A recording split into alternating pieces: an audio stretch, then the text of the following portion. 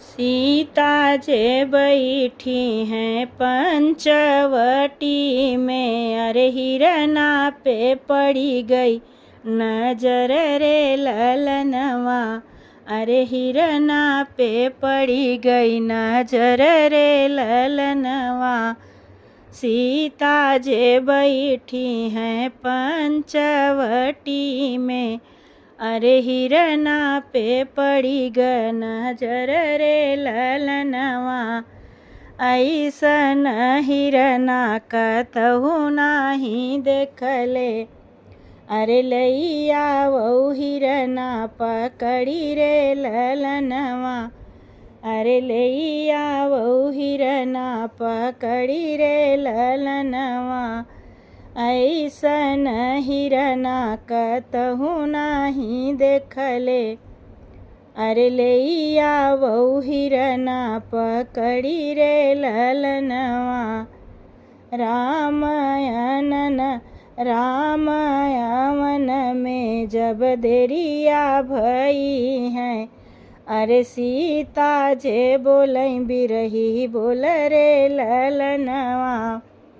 रामायण में जब देर भई है, अरे सीता जे बोलै बिरही बोल रे ललनवा। इतनी बचन जब सुने भैया लक्ष्मण, सुने भैया लक्ष्मण, सीता के गोड़िला खिंचाई रे ललनवा। अरे सीता जी के गोड़िला खिंचाई रे ललनवा। इतनी बचन जब सुने भैया लक्ष्मण, सीता के गोड़िला खिंचाई रे ललनवा। इतनी बचन तुहु मानु मोरी भाभी, अरे मानु मोरी भाभी। अरे गोड़िला बहर जीनी आऊ रे ललनवा। अरे गोड़िला बहर जीनी आऊ रे ललनवा।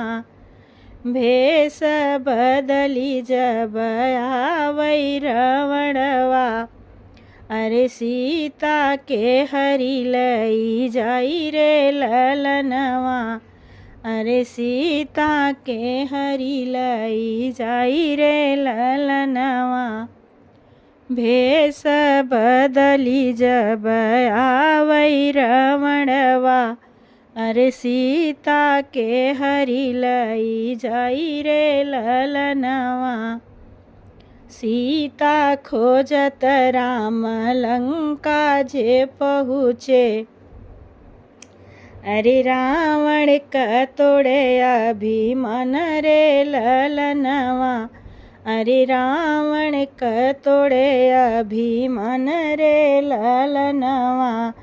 सीता खोजत राम लंका जे पहुँचे, अरे लंका जे पहुँचे। अरे रावण का तोड़े अभिमान रे ललनवा। अरे रावण का तोड़े अभिमान रे ललनवा।